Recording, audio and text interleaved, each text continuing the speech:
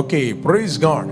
ಯೇಸು ಕ್ರಿಸ್ತನ ಹೆಸರಿನಲ್ಲಿ ನಿಮ್ಮನ್ನು ನಾನು ವಂದಿಸ್ತಾ ಇದ್ದೇನೆ. ಬನ್ನಿ ಸ್ವಲ್ಪ ಹೊತ್ತು ನಾವು ದೇವರ ವಾಕ್ಯವನ್ನು ಧ್ಯಾನ ಮಾಡುವ. 1 ಕೊರಿಂಥಿಯನ್ 1ನೇ ಕೊರಿಂಥ 6ನೇ ಅಧ್ಯಾಯ 20ನೇ ವಚನ. ನೀವು ನಿಮ್ಮ ಸ್ವಂತ ಸೊತ್ತಲ್ಲ, ನೀವು ಕ್ರಯಕ್ಕೆ ಕೊಳ್ಳಲ್ಪಟ್ಟವರು.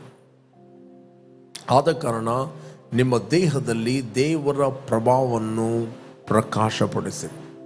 You are not your own, you are not your own property. ನೀವು ನಿಮ್ಮ ಸ್ವಂತ ಆಸ್ತಿ ಅಲ್ಲ, ನೀವು ನಿಮ್ಮ ಸ್ವಂತ ಸೊತ್ತಲ್ಲ, ನೀವು ನಿಮ್ಮವರೇ ಅಲ್ಲ.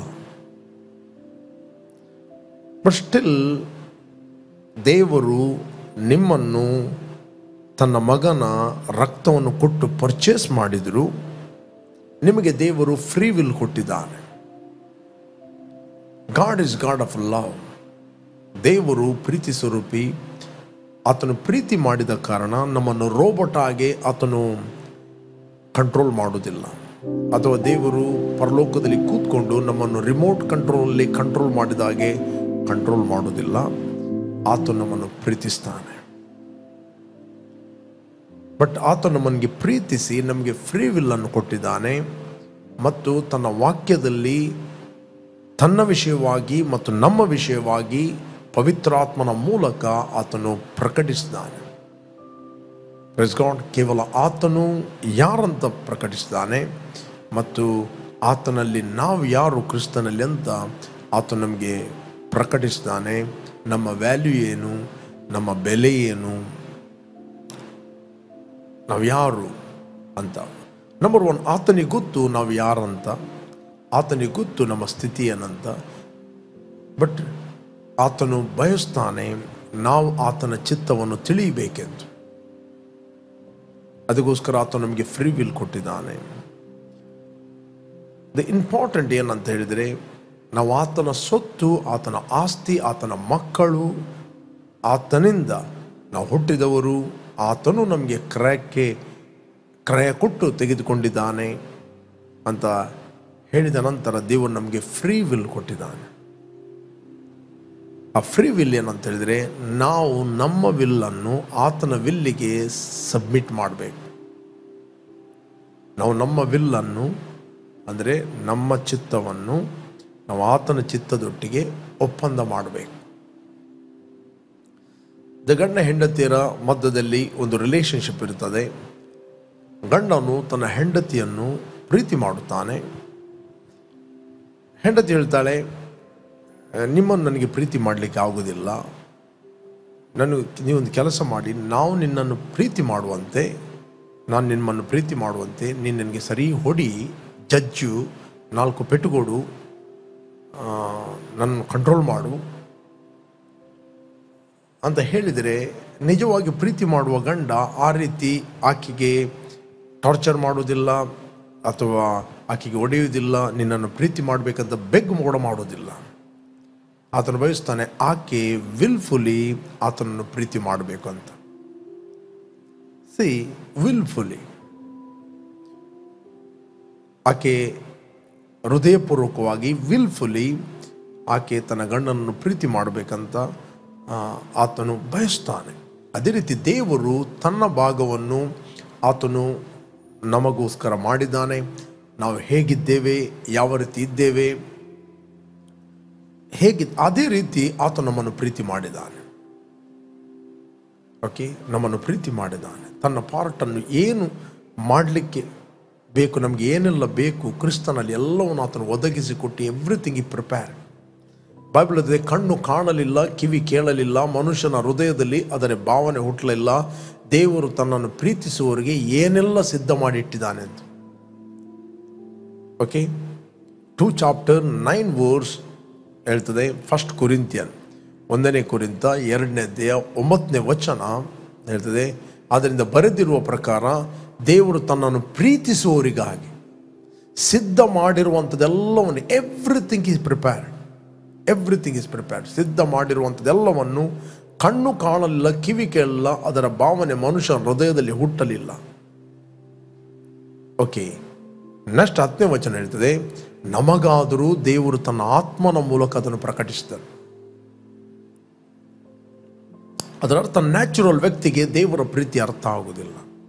ನ್ಯಾಚುರಲ್ ವ್ಯಕ್ತಿಗೆ ದೇವರ ಪ್ರೀತಿ ಒಂದು ಹುಚ್ಚು ಮಾತು. ನ್ಯಾಚುರಲ್ ವ್ಯಕ್ತಿಗೆ ಅವರು ದೇವರು ಇದ್ದಾರಂತ ಕೂಡ ನಂಬುವುದಿಲ್ಲ, ಯಾವುದೋ ಒಂದು ಶಕ್ತಿ ಇದೆ ಅಂತ ನಂಬ್ತಾರೆ. ಬಟ್ ದೇವರು ಆತನು ಪ್ರೀತಿ ಸ್ವರೂಪಿ, ಆತನು ವ್ಯಕ್ತಿಯಾಗಿದ್ದಾನೆ, ಆತನು ಪ್ರೀತಿ ಮಾಡುತ್ತಾನೆ, ಆತನು ನಮ್ಮಿಂದ ಪ್ರೀತಿಯನ್ನು ಕೂಡ ಬಯಸ್ತಾನೆ. ಬಟ್ ಆತನು ನಮಗೆ ಟಾರ್ಚರ್ ಕೊಟ್ಟು ರೋಬೋಟ್ ಕಂಟ್ರೋಲ್ ಮಾಡಿಕೊಂಡು ಜಜ್ಜಿಕೊಂಡು ನಾವು ಹೇಳಿದರೂ ಕೂಡ ನನ್ನ ಹೊಡಿ ಅಂತ ಹೇಳಿದರು ಆತನು ನಮ್ಮನ್ನು ಹೊಡೆದು ನಮ್ಮ ಪ್ರೀತಿ ಮಾಡುವಂತ ಹೇಳುವವನಲ್ಲ.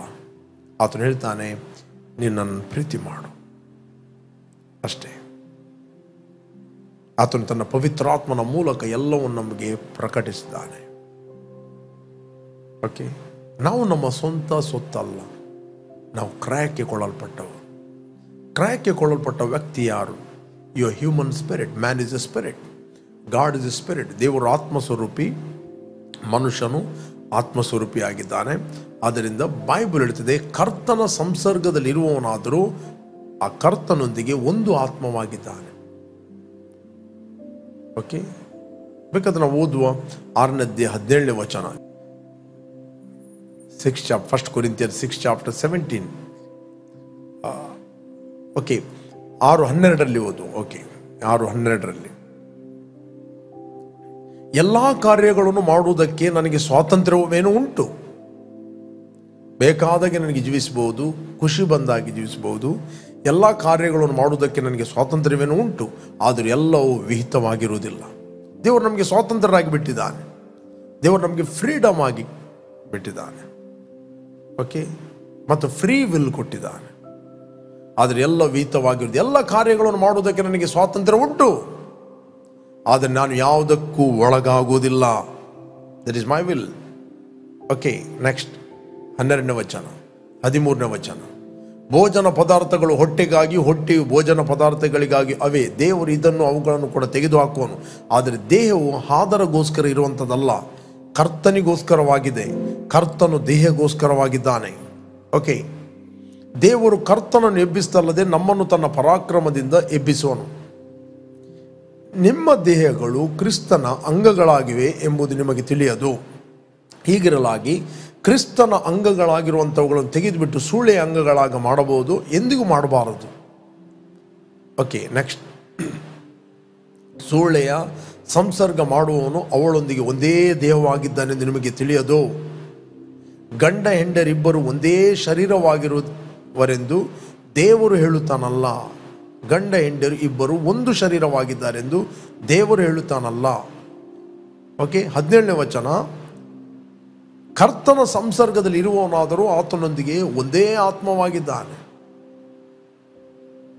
ಜಾರತ್ವಕ್ಕೆ ದೂರವಾಗಿ ಓಡಿ ಹೋಗಿರಿ. ಮನುಷ್ಯರು ಮಾಡುವ ಇತರ ಪಾಪಕೃತ್ಯಗಳು ದೇಹಕ್ಕೆ ಹೊರಗಾಗಿವೆ, ಆದರೆ ಜಾರತ್ವ ಮಾಡುವವನು ತನ್ನ ದೇಹಕ್ಕೆ ಹಾನಿಕರವಾದ ಪಾಪವನ್ನು ಮಾಡುತ್ತಾನೆ. ಓಕೆ, ದೇವರಿಂದ ದೊರಕ್ಕೆ ನಿಮ್ಮೊಳಗೆ ನೆಲೆಗೊಂಡಿರುವ ಪವಿತ್ರ ಆತ್ಮನಿಗೆ ನಿಮ್ಮ ದೇಹವು ಗರ್ಭಗುಡಿಯಾಗಿದೆ ಎಂಬುದು ನಿಮಗೆ ತಿಳಿಯದು. ನೀವು ನಿಮ್ಮ ಸ್ವಂತ ಸೊತ್ತಲ್ಲ. ಇಲ್ಲಿ ಕಡೆಗೆ ಬರೀತಾನೆ, ನೀವು ನಿಮ್ಮ ಸ್ವಂತ ಸೊತ್ತಲ್ಲ, ನೀವು ಕ್ರಯಕ್ಕೆ ಕೊಳ್ಳಲ್ಪಟ್ಟವರು. ಆದ ಕಾರಣ ನಿಮ್ಮ ದೇಹದಲ್ಲಿ ದೇವರ ಪ್ರಭಾವವನ್ನು ಪ್ರಕಾಶಿಸಿರಿ, ದೇವರ ಮಹಿಮೆಯನ್ನು ಪ್ರಕಾಶಿಸಿರಿ. ಇವತ್ತು ನಾವು ಯೇಸುವಿನ ರಕ್ಷಕನ ಒಡೆಯನೆಂದು ಅಂಗೀಕಾರ ಮಾಡಿದಾಗ ನಾವು ದೇವರ ಮಕ್ಕಳಾಗಿದ್ದೇವೆ. ಯೇಸುವಿನ ಹೆಸರನ್ನು ನಂಬಿದಾಗ 2ನೇ ಅಪ್ಪಣೆ ಆತನು ಏನು ಕೊಟ್ಟದಂತೇಳಿದರೆ, ನಿನ್ನನ್ನು ಪ್ರೀತಿ ಮಾಡಿದಂತೆ ನಿನ್ನ ನೆರೆಯವನನ್ನು ಪ್ರೀತಿಸು. Walking in love, that means you dominating your sense. ನಿನ್ನ ಶರೀರ ಏನು ಹೇಳ್ತದೆ ನೀನು ಕೇಳುವುದಿಲ್ಲ, ವಾಕ್ಯ ಏನು ಹೇಳುತ್ತದೆ ಅದನ್ನು ನೀನು ಕೇಳ್ತೀವಿ. ವಾಕ್ಯ ಏನು ಹೇಳುತ್ತದೆ ಅದನ್ನು ಕೇಳುವುದಂತ ಹೇಳಿದರೆ ನೀನು ಸ್ವಾತಂತ್ರ್ಯದಲ್ಲಿ ಜೀವಿಸುವುದು. Giving first place to the word of God. ದೇವರ ವಾಕ್ಯ ಏನು ಹೇಳುತ್ತದೆ ಅದರಲ್ಲಿ ಜೀವಿಸುವಂಥದ್ದೇ ನೀನು ಸ್ವಾತಂತ್ರ್ಯದಲ್ಲಿ ಜೀವಿಸುವುದು. ಬೈಬಲ್ ಹೇಳುತ್ತೆ, ದೇವರು ನಿಮ್ಮನ್ನು ಹೇಗೆ ಕರೆದಿದ್ದಾನೆ. 1 Corinthians 7:21 ವರ್ಸ್ನಿಂದ ಓದಿ ನಮಗೆ ಸಿಗ್ತದೆ. 21 ವರ್ಸ್. ದೇವರು ಕರೆದಾಗ ನೀನು ಮತ್ತೊಬ್ಬನ ದಾಸನಾಗಿದ್ದೀಯೋ ಅದಕ್ಕೆ ಚಿಂತೆ ಮಾಡಬೇಡ. ಆದರೆ ಬಿಡುಗಡೆ ಹೊಂದುವುದಕ್ಕೆ ನಿನ್ನ ಕೈಯಿಂದ ಆದರೆ ಸ್ವತಂತ್ರನಾಗುವುದು ಉತ್ತಮ. ಯಾವನು ಮತ್ತೊಬ್ಬನ ದಾಸನಾಗಿದ್ದು ಕರ್ತನ ಸೇವೆಗೆ ಕರೆಯಲ್ಪಟ್ಟಿರುವನೋ ಅವನು ಕರ್ತನ ಮೂಲಕ ಬಿಡುಗಡೆ ಹೊಂದಿರುವ ಸ್ವಾತಂತ್ರ್ಯನು. ಅದೇ ಪ್ರಕಾರ ಯಾವನು ಸ್ವತಂತ್ರನಾಗಿದ್ದು ಕರೆಯಲ್ಪಟ್ಟಿರುವನೋ ಅವನು ಕ್ರಿಸ್ತನಿಗೆ ದಾಸನು. ನೀವು ಕ್ರಯಕ್ಕೆ ಕೊಳ್ಳಲ್ಪಟ್ಟವರು, ಮನುಷ್ಯರಿಗೆ ದಾಸರಾಗಬೇಡ್ರಿ. ನೀವು ನಿಮ್ಮ ಸ್ವಂತ ಸೊತ್ತಲ್ಲ, ನೀವು ಕ್ರಯಕ್ಕೆ ಕೊಳ್ಳಲ್ಪಟ್ಟವರು, ಮನುಷ್ಯರಿಗೆ ದಾಸರಾಗಬೇಡ್ರಿ. ಸಾಲ ತೆಗೆದುಕೊಳ್ಳುವವನು ಸಾಲ ಕೊಟ್ಟವನಿಗೆ ದಾಸರಂತೆ. ಇವತ್ತು ಅನೇಕರು ಗೊತ್ತಿಲ್ಲದೆ ಅನೇಕರು ಇಂಡೈರೆಕ್ಟ್ಲಿ ದಾಸರಾಗ್ತಾ ಇದ್ದಾರೆ ಬಿಕಾಸ್ ಆಫ್ ಮನಿ. ಸಾಲ ತೆಗೆದುಕೊಳ್ಳುವವನು ಸಾಲ ಕೊಡುವವನಿಗೆ, ಯಾರು ಸಾಲ ಕೊಟ್ಟಿದ್ದಾನೋ ಅವನ ದಾಸನಾಗಿದ್ದಾನೆ. ಇದು ಸ್ಲೇವ್. ಅದಕ್ಕೆ ಬೈಬಲ್ ಹೇಳ್ತದೆ, ಮನುಷ್ಯರಿಗೆ ದಾಸರು ಆಗಬೇಡ್ರಿ. Don't be a slave to any man. ಭೋಗಾಸಕ್ತನು ಕೂಡ ಕೊರತೆ ಪಡುವನಂತೆ. ಭೋಗಾಸಕ್ತನು ಕೊರತೆ ಪಡುವನು. ಇವತ್ತು ಅನೇಕರಿಗೆ ಪ್ರಾಬ್ಲಮ್ ಏನಂತ ಹೇಳಿದರೆ, they are filled with the holy spirit. ಅವರು ಪವಿತ್ರಾತ್ಮ ಭರಿತರಾಗಿದ್ದಾರೆ, ಅವರು ಅನ್ಯ ಭಾಷೆಯಲ್ಲಿ ಮಾತಾಡ್ತಾರೆ, ಪವಿತ್ರಾತ್ಮನ ವರಗಳು ಕೂಡವೇ, ಪ್ರಾಫೆಸಿ ಕೂಡ ಬಿಡ್ತಾರೆ. ದ ಪ್ರಾಬ್ಲಮ್ ಏನಂತ ಹೇಳಿದರೆ ಎಲ್ಲದು financial problem. First financial problem. We don't know. ಅನೇಕ ಸೇವಕರು ನೋಡಿದ್ರು, ಅನೇಕರು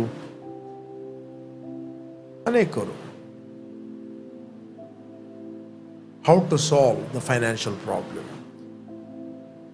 ಹಣಕಾಸಿನ ಸಮಸ್ಯೆಯಿಂದ ಹೇಗೆ ಹೊರಗೆ ಬರುವಂತ ಎಲ್ಲರ ಪ್ರಶ್ನೆ. ಬಟ್ ಎಲ್ಲರಿಗೂ ಹಣ ಬೇಕು. ಬಟ್ ಹಣದ ವಿಷಯವಾದ ಪ್ರಿನ್ಸಿಪಲ್ಗಳನ್ನು ಅಪ್ಲೈ ಮಾಡಲಿಕ್ಕೆ ಬೇಡ. ಅದು ಓಲ್ಡ್ ಟೆಸ್ಟಮೆಂಟ್, ನ್ಯೂ ಟೆಸ್ಟಮೆಂಟ್ ಅಂತ. ಹಣದ ವಿಷಯದ ಪ್ರಿನ್ಸಿಪಲ್ಗಳನ್ನು ಅಪ್ಲೈ ಮಾಡಲಿಕ್ಕೆ ಬೇಡ. ಬಟ್ ದೇವರ ವಾಕ್ಯಕ್ಕೆ ವಿರುದ್ಧವಾದ ಎಲ್ಲ ಸಂಗತಿಗಳು ಮಾಡುತ್ತಾರೆ. ಆಲ್ವೇಸ್ ಎಕ್ಸ್ಪೆಕ್ಟಿಂಗ್, ಯಾರು ನನಗೆ ಕೊಡ್ತಾರೆ ಅಂತ. ಓಕೆ, ಯಾರು ನನಗೆ ಕೊಡ್ತಾರೆ, ಯಾರು ನನಗೆ ಸಹಾಯ ಮಾಡುತ್ತಾರೆ, ಯಾರು ಸಾಲ ಕೊಡಬಹುದು. ಇವತ್ತು ಸಾಲ ತೆಗೆದುಕೊಳ್ತೇನೆ, ನಾಳೆ ಅದನ್ನು ಕೊಡ್ತೇನೆ. ನಾಳೆ ಎಲ್ಲಿಂದ ಕೊಡುವುದು ನೀನು? ಓಕೆ, ನಾಳೆ ಎಲ್ಲಿಂದ ಕೊಡುವುದು? ಒಬ್ಬ ದೇವ ಸೇವಕ ಟಿವಿಯಲ್ಲಿ ಪ್ರೋಗ್ರಾಮ್ ಕೊಡ್ತಾ ಇದ್ದ. ಲಕ್ಷಗಟ್ಟಲೆ ಎವ್ರಿ ಮಂತ್ ಅವನಿಗೆ ಪೇ ಮಾಡಲಿಕ್ಕಿದೆ, ಕೇವಲ ಟಿವಿ ಪ್ರೋಗ್ರಾಮಿಗೆ ಸ್ಲಾಟ್ ಕೊಟ್ಟದಕ್ಕೆ. ಅವನ ಅರ್ಧ ಗಂಟೆಯ ಪ್ರೋಗ್ರಾಮ್ ಅವನು ಕೊಡಲಿಕ್ಕೆ ಆ ಟಿವಿ ಸ್ಟೇಷನಿಗೆ ಅವನು ಪೇ ಮಾಡಲಿಕ್ಕಿದೆ ಎವ್ರಿ ಮಂತ್. ಅವನು ಎರಡು ಮಂತ್ ಪೇ ಮಾಡಲಿಲ್ಲ ಹಣವನ್ನು. ಆಗ ದೇವರ ಹತ್ರ ಕೇಳಿದ, ದೇವರೇ, ನನ್ನ ಹತ್ರ ಇಂತೆಂಥ ವಸ್ತುಗಳಿವೆ, ಅದನ್ನು ನಾನು ಮಾರ್ತೇನೆ, ಮತ್ತೆ ಅವರ ಪೇಮೆಂಟನ್ನು ನಾನು ಕೊಟ್ಟು ಬಿಡ್ತೇನೆ ಅಂತ ಹೇಳಿ. ದೇವರವನ ಹತ್ರ ಮಾತಾಡಿದ. ಓಕೆ, ತೊಂದರೆ ಇಲ್ಲ, ನಾಳೆ ಎಂತ ಮಾರ್ತಿ ಅಂತ ಕೇಳಿದ್ರು ದೇವರು. ದೇವರಿಗೆ ಕೇಳಿದ್ರು, ನಾಳೆ ಎಂತ ಮಾರ್ತಿ? ಇವತ್ತು ಇದನ್ನು ಮಾರ್ತಿ, ನಾಳೆ ಎಂತ ಮಾರ್ತಿ ಅಂತ ಕೇಳಿದ್ರು. ಹೌದು, ನಾಳೆ ಎಂತ ಮಾರೋದು? ನಾಡದೆಂತ ಮಾರ್ತಿ? ಯಾಕೆ ನನ್ನ ಮೇಲೆ ನೀನು ಟ್ರಸ್ಟ್ ಮಾಡೋದಿಲ್ಲ? ನನ್ನ ಮೇಲೆ ಯಾಕೆ ಟ್ರಸ್ಟ್ ಮಾಡೋದಿಲ್ಲ? Trust in me, rest in me, I will supply. ಯಾವಾಗ ಅವನು ಆತ್ಮದಲ್ಲಿ ರೆಸ್ಟ್ ಮಾಡಿದ, ದೇವರ ವಾಕ್ಯದ ಮೇಲೆ ಹಣ ಸಡನ್ ಬರಲಿಕ್ಕೆ ಪ್ರಾರಂಭವಾಯಿತು. ಅನೇಕರ ಹತ್ರ ದೇವರು ಇನ್ಸ್ಪೈರ್ ಮಾಡಿದ, ದೇವರು ಅನೇಕ ಹತ್ರ ಮಾತಾಡಿದ. ಆ ಪ್ರೋಗ್ರಾಮಿಗೆ ಹಣ ಬಂತು. ಸಾಲ ತೆಗೆದುಕೊಳ್ಳುವವನು ಇವತ್ತು ಸಾಲ ಅವನ ಹತ್ರ ಕೇಳ್ತೀನಿ, ನಾಳೆ ಅದನ್ನು ರೀಪೇ ಮಾಡುವುದು ಹೇಗೆ? ನಾಳೆ ಯಾರ ಹತ್ರ ತೆಗೆದುಕೊಳ್ತೀರಿ ರೀಪೇ ಮಾಡಲಿಕ್ಕೆ? ಇವತ್ತು ಇವನ ಹತ್ರ ತೆಗೆದುಕೊಳ್ತೀರಿ, ಅವನಿಗೆ ನಾಳೆ ರೀಪೇ ಮಾಡಲಿಕ್ಕೆ ಇನ್ನೊಬ್ಬರ ಹತ್ರ ತೆಗೆದುಕೊಳ್ತೀರಿ. ಟೈಮ್ 3 ತಿಂಗಳಲ್ಲಿ ಕೊಡ್ತೇನೆ ಅಂತೇಳಿ ಅಲ್ಲಿ ಕೊಡಲಿಕ್ಕೆ ಆಗುವುದಿಲ್ಲ, ಇನ್ನೊಬ್ಬರ ಹತ್ರ ಕೊಡ್ತೀರಿ, ತೆಗೆದುಕೊಳ್ತೀರಿ. 3ನೇ ಅವನ ಹತ್ರ, 3ನೇ ಅವನದ್ದು ತೆಗೆದುಕೊಂಡು ಇವರದ್ದು ಸೆಟಲ್ ಮಾಡ್ತಿ. ಸಾಲದ ಹೊರೆ ದೊಡ್ಡದೇ ಆಗ್ತಾ ಹೊರತು ಚಿಕ್ಕದಾಗಿರುವುದಿಲ್ಲ. ಅದಕ್ಕೆ ಬೈಬಲ್ ಹೇಳ್ತಿದೆ, ಸಾಲ ತೆಗೆದುಕೊಳ್ಳುವವನು ಸಾಲ ಕೊಟ್ಟವನಿಗೆ ದಾಸ ಅಂತೆ. ಜಾನೋಕ್ತಿ 22:7 ಬಲ್ಲಿದನು ಬಡವನಿಗೆ ಒಡೆಯ, ಸಾಲಗಾರನು ಸಾಲ ಕೊಟ್ಟವನಿಗೆ ಸೇವಕ. ಇನ್ನೊಂದು ವಚನ ನೋಡಿದೆವು, ಅದೇ 22ನೇ ಅಧ್ಯಾಯ 26ನೇ ವಚನ. ಕೈ ಮೇಲೆ ಕೈ ಹಾಕಿ ಸಾಲಕ್ಕೆ ಹೊಣೆಯಾಗುವಲ್ಲಿ ನೀನು ಒಬ್ಬನಾಗಬೇಡ. ಅದರರ್ಥ ಒನ್ ದೋಸ್ ಹೂ ಶ್ಯೂರಿಟಿ ಅಂದರೆ ಜಾಮೀನು, ಶ್ಯೂರಿಟಿ. ಓಕೆ, ನೀನು ಒಬ್ಬನಾಗಬೇಡ 27ನೇ ವಚನ ಹೇಳ್ತದೆ. ಅದರ ಅರ್ಥ ನಿನ್ನ ಹತ್ರ ಏನು ಇದೆ ಅದನ್ನು ಕೊಡು. Don't expect back. ನೀನು ಕೊಡ್ಲಿಕ್ಕೆ ಇದ್ದಾರೆ, ನೀನು ಇನ್ನೊಬ್ಬರಿಗೆ ಕೊಡು. ಸಾಲ ತೆಗೆದುಕೊಂಡು ಕೊಡಬೇಡ, ನಿನ್ನ ಹತ್ರ ಏನಿದೆ ಅದನ್ನು ಕೊಡು. ಕಷ್ಟದಲ್ಲಿದ್ದವರಿಗೆ ನಾವು ಸಹಾಯ ಮಾಡಬೇಕು. ಕಷ್ಟದಲ್ಲಿದ್ದವರಿಗೆ ಸಹಾಯ ಮಾಡಬೇಕಾದ್ರೆ ನಾವು ಸಾಲ ತೆಗೆದುಕೊಂಡು ಕೊಡಲಿಕ್ಕೆ ಆಗುವುದಿಲ್ಲ. ರೈಟ್? ಆ ಸಾಲವನ್ನು ತೀರಿಸುವುದಕ್ಕೆ ನಿನ್ನಿಂದ ಆಗದಿರಲು ಸಾಲ ಕೊಟ್ಟವನು ನಿನ್ನ ಕೆಳಗಿನ ಹಾಸಿಗೆಯನ್ನು ಕಿತ್ತು ಹಾಕುವನಲ್ಲವೇ? ಇದೇಕೆ? Okay, praise God. ಇದೇಕೆ ಬೇಕು? ಅದಕ್ಕೆ ಬೈಬಲ್ ಹೇಳ್ತಿದೆ, ನೀವು ಕ್ರಯಕ್ಕೆ ಕೊಳ್ಳಲ್ಪಟ್ಟವರು. You are the property of God. ದೇವರ ವಾಕ್ಯವನ್ನು ಕಲಿಯಿರಿ, ದೇವರ ವಾಕ್ಯವನ್ನು ಮೆಡಿಟೇಟ್ ಮಾಡಿರಿ, ದೇವರ ವಾಕ್ಯದ ಪ್ರಿನ್ಸಿಪಲ್ಗಳನ್ನು ಕಲಿಯಿರಿ, ದೇವರ ವಾಕ್ಯದ ಪ್ರಿನ್ಸಿಪಲ್ಗಳನ್ನು ಅಪ್ಲೈ ಮಾಡುವಂಥದ್ದು ಬೈ ಫೇತ್. 119ನೇ ಕೀರ್ತನೆ 66ನೇ ವಚನ ಹೇಳ್ತಿದೆ, ಉತ್ಕೃಷ್ಟವಾದ ಜ್ಞಾನ ವಿವೇಕಗಳನ್ನು ನನಗೆ ಹೇಳಿಕೊಡು. 119ನೇ ಕೀರ್ತನೆ ನಿನ್ನ ಓದೇವು 66ನೇ ವಚನ. ಉತ್ಕೃಷ್ಟವಾದ ಜ್ಞಾನ ವಿವೇಕಗಳು ನನಗೆ ಹೇಳಿಕೊಡು, ನಿನ್ನ ಆಜ್ಞೆಗಳನ್ನು ನಂಬಿಕೊಂಡಿದ್ದೇನಲ್ಲ. 67ನೇ ವಚನ ಹೇಳ್ತದೆ, 67ನೇ ವಚನ 66. ಕಷ್ಟ ಅನುಭವಕ್ಕಿಂತ ಮುಂಚೆ ತಪ್ಪಿಸಿ ಹೋಗುತ್ತಿದ್ದೇನು, ಈಗಲಾದರೂ ನಿನ್ನ ನುಡಿಗಳನ್ನು ಕೈಗೊಳ್ಳುತ್ತೇನೆ. ಕಷ್ಟ ಅನುಭವಕ್ಕಿಂತ ಮುಂಚೆ ತಪ್ಪಿ ಹೋಗುತ್ತಿದ್ದೇನೆ, ಈಗಲಾದರೂ ನಿನ್ನ ನುಡಿಗಳನ್ನು ಕೈಗೊಳ್ಳುತ್ತೇನೆ. I follow your word, I follow your instruction. Financial ವಿಷಯದಲ್ಲಿ ದೇವರ ಇನ್ಸ್ಟ್ರಕ್ಷನ್ ಏನು ಅದನ್ನು ಫೇತ್ ಅಲ್ಲಿ ನಾನು ಫಾಲೋ ಮಾಡುತ್ತೇನೆ. ತಪ್ಪಿ ಹೋದ ಮಗ ಇದ್ದ, ರೈಟ್? ತಪ್ಪಿ ಹೋದ ಮಗ ಅವನು ತಂದೆ ಹತ್ರ ಕೇಳಿದ ಎಲ್ಲ ಕೃಪೆ ಅಂತ. ತಂದೆ ನನಗೆ ಬರುವಂಥ ಪಾಲನ್ನು ನನಗೆ ಕೊಡು ಅಂತ ಹೇಳಿದ. ತಂದೆ ಹೇಳಿದ, ಓಕೆ ನಾನು ಕೊಡುತ್ತೇನೆ ಅಂತ ಹೇಳಿದ. ಕೊಡುವುದಿಲ್ಲ ಅಂತ ಹೇಳಿದ, ಇನ್ನು ಹಾಳು ಮಾಡ್ತೇನೆ ಅಂತ ಹೇಳಲಿಲ್ಲ. ಹಿ ಬಿಲೀವ್ ದ ಗ್ರೇಸ್. ತಂದೆ ಅದು ಏನಿದೆ ಅದು ಎಲ್ಲವೂ ನನ್ನದು ಅಂತ ನಂಬಿದ. ತಂದೆ ಕೊಟ್ಟ. ದೂರ ದೇಶಕ್ಕೆ ಹೋದ. ಬೈಬಲ್ ಹೇಳ್ತದೆ, ಬರಗಾಲ ಬಂತು, ಯಾರಿಗೂ ತಿನ್ಲಿಕ್ಕೆ ಇಲ್ಲ. ಹಂದಿಗಳ ಕಾಯಿಯನ್ನಾದರೂ ತಿಂದು ಹೊಟ್ಟೆ ತುಂಬಿಸ್ತೇನಂತ ಕೇಳಿಕೊಂಡ. ದ ಬೈಬಲ್ ಹೇಳ್ತದೆ, ಯಾರು ಅವನಿಗೆ, ಮಾರ್ಕ್ ದಿಸ್ ವರ್ಡ್, ಯಾರು ಅವನಿಗೆ ಕೊಡಲಿಲ್ಲ. ಯಾರು ಕೊಡಲಿಲ್ಲ. ಓದಿರಿ 15ನೇ ಅಧ್ಯಾಯದಲ್ಲಿ ನಾವು ಓದಿ ನಮಗೆ ಸಿಗ್ತದೆ. 15ನೇ ವಚನ. ಹೀಗೆಲ್ಲಾಗಿ ಆಗ ಅವನು ಹೋಗಿ ಆ ದೇಶದ ನಿವಾಸಿಗಳೊಳಗೆ ಒಬ್ಬನಲ್ಲಿ ಸೇರಿಕೊಂಡು ಆ ಮನುಷ್ಯನು ಹಂದಿಗಳನ್ನು ಮೇಯಿಸುವುದಕ್ಕೆ ಅವನನ್ನು ತನ್ನ ಹೊಲಗಳಿಗೆ ಕಳಿಸಿದನು. ಓಕೆ, ಹೀಗೆಲ್ಲಾಗಿ ಅವನು ಹಂದಿ ತಿನ್ನುತ್ತಿದ್ದ ಕಾಯಿಗಳನ್ನಾದರೂ ತಿಂದು ಹಸಿವನ್ನು ತೀರಿಸಿಕೊಳ್ಳಬೇಕೆಂದು ಆಶೆ ಪಟ್ಟನು. ಆದರೂ ಯಾರು, ಇಂಪಾರ್ಟೆಂಟ್, ಯಾರು ಅವನಿಗೆ ಕೊಡಲಿಲ್ಲ. ಯಾರು ಅವನಿಗೆ ಕೊಡಲಿಲ್ಲ. ಯಾರು ಕೊಡಲಿಲ್ಲ. ಗುಣಗುಟ್ಟಿದ್ರೆ ಆಗ್ತದೆ, ಅವರು ಕೊಡಲಿಲ್ಲ, ಇವರು ಕೊಡಲಿಲ್ಲ, ಅವರು ಸಹಾಯ ಮಾಡಲಿಲ್ಲ, ಇವರು ಸಹಾಯ ಮಾಡಲಿಲ್ಲ. ಯಾರು ಸಹಾಯ ಮಾಡ್ತಾರೆ? ಯಾಕೆ ಯಾರು ಕೊಡಲಿಲ್ಲ? There is a principle. There is a principle. There is a principle. Luke chapter 6:37 ವಾಕ್ಯದಲ್ಲಿ ಇರ್ತದೆ. 37, ಲೂಕ್ ಚಾಪ್ಟರ್ 6:37. ಯಾಕೆ ಯಾರು ಕೊಡಲಿಲ್ಲ? ಇದಲ್ಲದೆ ತೀರ್ಪು ಮಾಡಬೇಡ್ರಿ, ಆಗ ನಿಮಗೂ ತೀರ್ಪು ಆಗುವುದಿಲ್ಲ. ಅಪರಾಧಿಯಿಂದ ನಿರ್ಣಯಿಸಬೇಡ್ರಿ, ಆಗ ನಿಮ್ಮನ್ನು ಅಪರಾಧಿಯಿಂದ ನಿರ್ಣಯಿಸುವುದಿಲ್ಲ. ಬಿಡಿಸಿರಿ, ಆಗ ನಿಮ್ಮನ್ನು ಬಿಡಿಸುವರು. 38ನೇ ವಚನ ಹೇಳ್ತದೆ, ಕೊಡಿರಿ, ಆಗ ನಿಮಗೂ ಕೊಡುವರು. ಯಾರು ಕೊಡುವರು? ಅನೇಕರು ಕೊಡುವರು. ಯಾಕೆ ಇವನಿಗೆ ಅನೇಕರು ಕೊಡಲಿಲ್ಲ? ಇವನ ಕೈಯಲ್ಲಿ ಇದ್ದಾಗ ಇವನು ಭೋಗ ಪುರುಷನಾಗಿ ಜೀವಿಸಿದ, ಸ್ವಾರ್ಥಿಯಾಗಿ ಜೀವಿಸಿದ. ಪ್ರೇರೆ, ನೀವು ಎಲ್ಲಿ ಹೋಗ್ತೀರಿ, ಏನು ತಿನ್ನುತ್ತಿ, ಖರ್ಚು ಮಾಡೋದ್ರಲ್ಲಿ ಏನಿಲ್ಲ, ಬಟ್ ಎಷ್ಟು ಆ ಖರ್ಚು ಮಾಡೋದಲ್ಲಿ ಕೊಡ್ತಾ ಇದ್ದೀಯ? ನೀನು ಖರ್ಚು ಮಾಡುವುದಕ್ಕಿಂತ ಜಾಸ್ತಿಯಾಗಿ ಕೊಡಲಿಕ್ಕೆ ಕಲಿ. ನೀನು ಖರ್ಚು ಮಾಡಿದ್ದು ಅದು ವೇಸ್ಟ್, ಅದು ಹೋಗಿ ಬಿಡ್ತದೆ. ನೀನು ಕೊಟ್ಟದ್ದು ಇಟ್ ವಿಲ್ ಕಮ್ ಬ್ಯಾಕ್. ಜನರು ನೀನು ಕೊಟ್ಟದ್ದನ್ನು ನೋಡಲಿಕ್ಕಿಲ್ಲ, ಬಟ್ ಹಾರ್ವೆಸ್ಟನ್ನು ನೋಡ್ಬೋದು, ಜಡ್ಜ್ ಮಾಡ್ಬೋದು.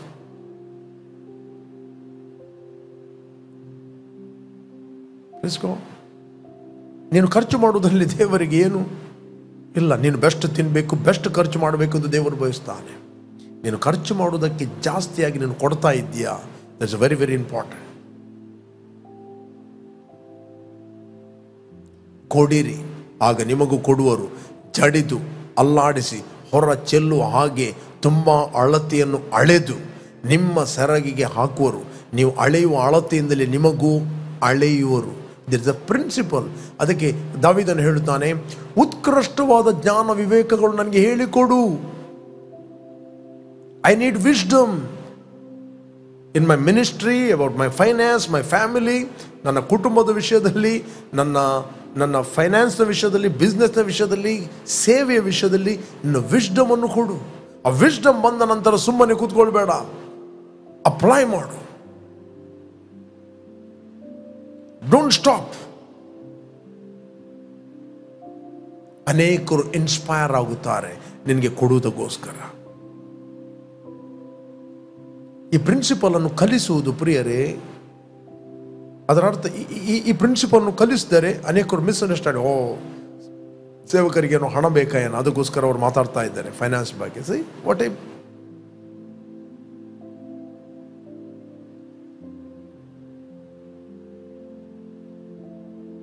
ನಿಮಗೆ ಯಾರು ಕೊಟ್ಟದ್ದರಿಂದ ನೀವು ಅಭಿವೃದ್ಧಿ ಆಗುವುದಲ್ಲ, ನೀವು ಕೊಟ್ಟದ್ದರಿಂದ ನೀವು ಅಭಿವೃದ್ಧಿ ಆಗುತ್ತೀರಿ.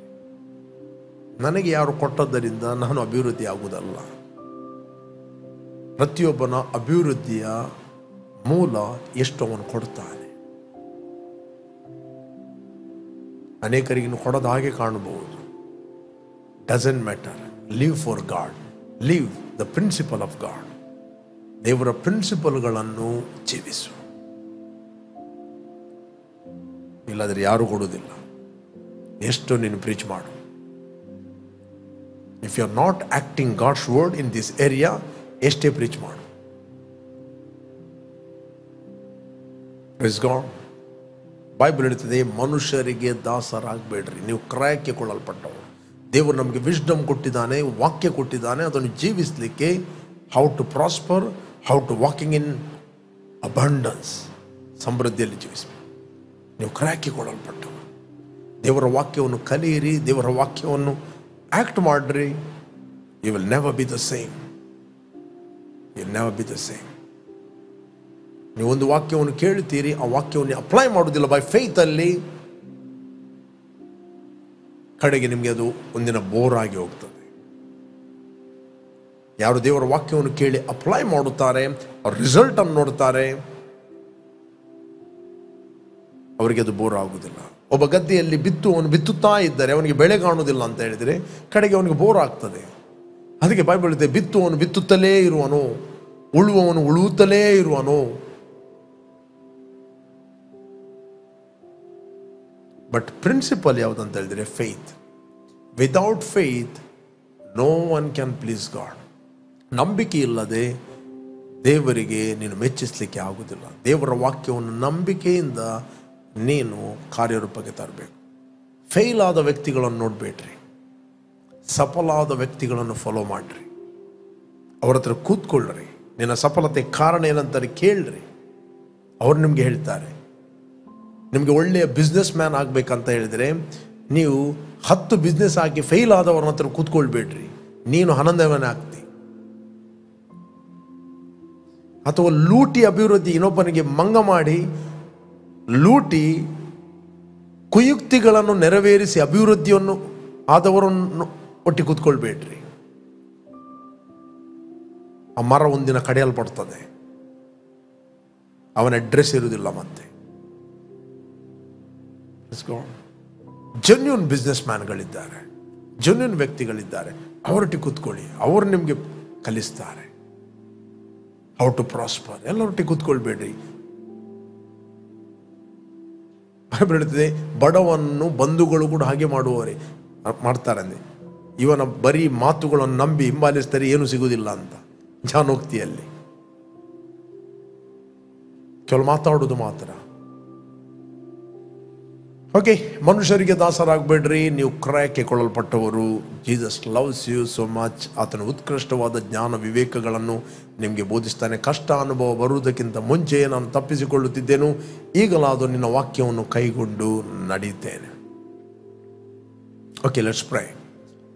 ಯಾರು ನೀವು ಫಸ್ಟ್ ಟೈಮ್ ವೀಕ್ಷಿಸ್ತಾ ಇದ್ದೀರಿ, ಇಷ್ಟವರೆಗೆ ಯೇಸುವನ್ನು ರಕ್ಷಕರು ಒಡೆಯನೆಂದು ಅಂಗೀಕಾರ ಮಾಡಲಿಲ್ಲ, ಕಾಲ್ ಜೀಸಸ್ ಇನ್ ಯೋರ್ ಹಾರ್ಟ್. ನಿಮ್ಮ ಹೃದಯದಲ್ಲಿ ಕರೆಯಿರಿ. Thank you, Father. Father, I worship you. I glorify your name. I magnify your name, O God. ತಂದೆ, ನಮ್ಮ ಮೇಲೆ ಎಷ್ಟೋ ನೀನು ಪ್ರೀತಿಯನ್ನು ಮಾಡಿ ನಿನ್ನ ಒಬ್ಬನೇ ಮಗನಾದ ಯೇಸುವನ್ನು ನಮಗೋಸ್ಕರ ನೀನು ಕಳಿಸ್ತಿ. ಆತನು ಸುರಿಸಿದ ರಕ್ತದ ಮೂಲಕ ನಮ್ಮ ಅಪರಾಧಗಳು ಪರಿಹಾರವಾಗಿ ನಮಗೆ ಬಿಡುಗಡೆ ಆಯಿತು. ನಾವು ಮರಣದಿಂದ ಪಾರಾಗಿ ಜೀವಕ್ಕೆ ಸೇರಿದ್ದೇವೆ. We thank you, Lord, your anointing. Thank you, Lord, your grace. Thank you, Lord, your favor and protection, O God. Thank you, Lord.